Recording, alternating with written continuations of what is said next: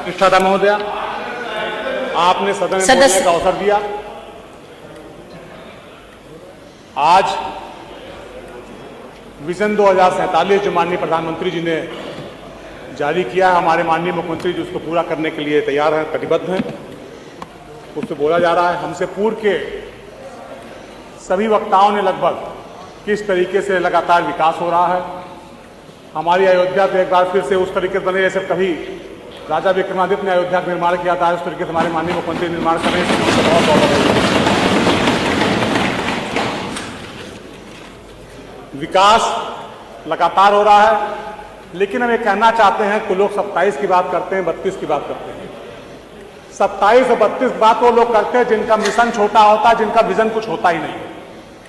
कोई भी चीज पहले टारगेट किया जाता है, फिर उसको अचीव किया जाता है। तो टारगेट कुछ है नहीं, जिनकी सोच में सिर्फ सरकार सत्ता में आना है, जनता ऐसे लोगों को माफ नहीं करेगी और कहेगी कि तुम पहले मिशन देखो, विजन देखो, देश कैसे तरक्की करना है, इसके बारे में हम ये भी कहना चाहते हैं। हम अपने इतिहास पे गर्व करते हैं, अपनी विरासत सुरक्षित रखते हैं। बहुत से लोगों को देखते हैं जो विदेश घूम करके आते हैं, यूरोप घूम करके आते हैं, कहते हैं उनका इतिहास, उनकी विरासत ऐसी है। हम अपने प्रधानमंत्री जी को, अपने मुख्यमंत्री जी को बधाई देना चाहेंगे, अपने इतिहास और विरासत को संरक्षित कर रहे हैं, सुरक्षित कर रहे हैं और उसको आगे बढ़ा रहे हैं, बता रहे हैं कि हमारा देश कितना गौरवशाली था।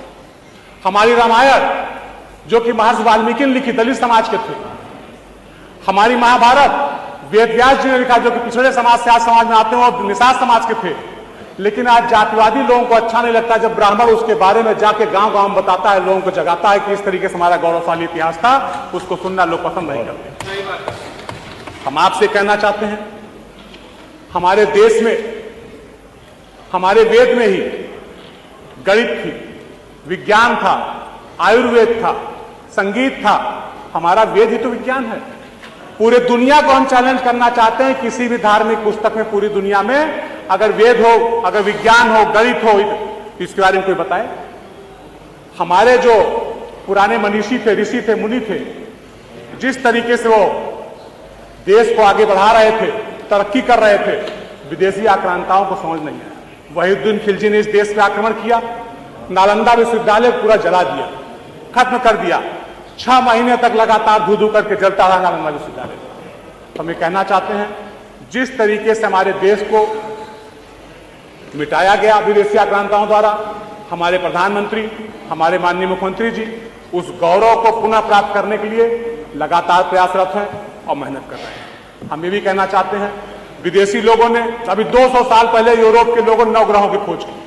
हमारे पंडित जी 8000 साल से पूजा कराते हैं और कहते हैं कि यहाँ राहु, यहाँ केतु, यहाँ सूर्य है, चंद्रमा है, यहाँ मंगल है, यहाँ रोली डालो, अच्छा डालो, चंदन डालो, और लोग उनकी पूजा करते हैं, विदेशियों की पूजा करते हैं। और बड़े दुर्भाग्य की बात है, मिशन को पूरा करने के लिए, विजन को पूरा करने के लिए पूरे देश में एकता होनी चाहिए कि हमको उनका मुकाबला करना, अमेरिका का मुकाबला करना है, हमको यूरोप का मुकाबला करना है, उसके बराबर जाना है।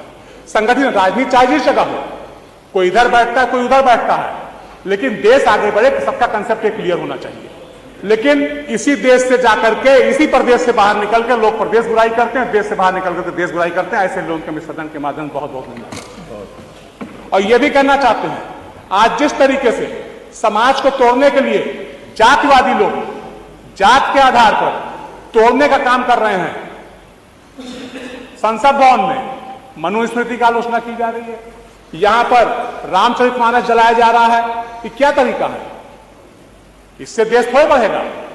इस समाज को बांटने वाले लोग, जात के आधार पर तोड़ने वाले लोग, इनकी निंदा होनी चाहिए, समाज निंदा होनी चाहिए। और देश को आगे बढ़ाने के लिए, प्रदेश को आगे बढ़ाने के लिए जिस तरीके से विजन 2047 चर्चा होनी चाहिए, ये थोड़ी तरीका है कि आप नहीं आएंगे, हम नहीं आएंगे, वो ऐसे होंगे, वैसे होंगे। कैसे तरक्की करेंगे, क्या होना चाहिए, इस पर सलाह देना चाहिए, इस पर सुझाव देना चाहिए।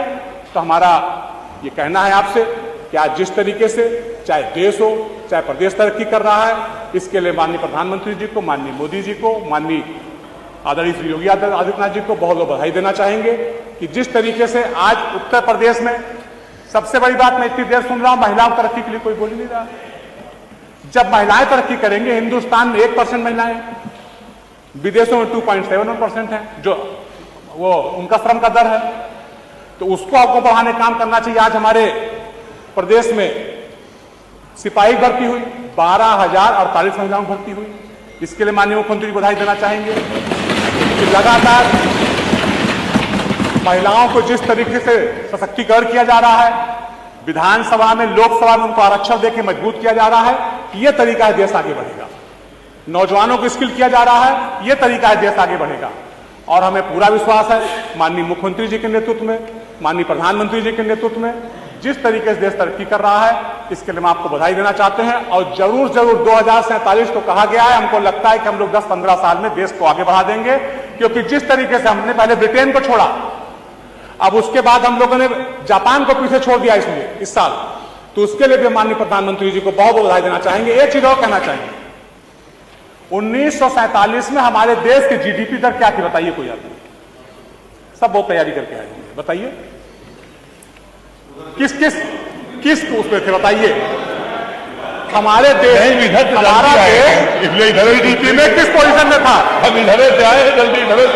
पूरे दुनिया में हमारा देश 6ठे स्थान पे था। अरे सुनो तो मैं बता रहा हूं, पूरे दुनिया में हमारा देश 6ठे स्थान पे था। पूरे दुनिया हमारा देश 6ठे स्थान पर जीडीपी थी हमारी थी। लेकिन उसके बाद ऐसी क्या स्थिति हुई कि सन 1980 आते आते हमारा देश 13वें स्थान पे हो गया। 33 साल में, देश की आजादी के 33 साल बाद का डेटा निकाल देके हम 13वें स्थान पहुंच गए। इसलिए हम प्रधानमंत्री जी को बहुत बधाई देना चाहेंगे, मुख्यमंत्री जी को बधाई देना चाहेंगे। बगैर उत्तर प्रदेश के देश की तरक्की नहीं हो सकती है। बहुत बहुत धन्यवाद, आपको भी बहुत धन्यवाद। और चौथे स्थान पहुंच गए, माननीय बहुत सदस्य बधाई देना चाहते हैं। बहुत बहुत धन्यवाद।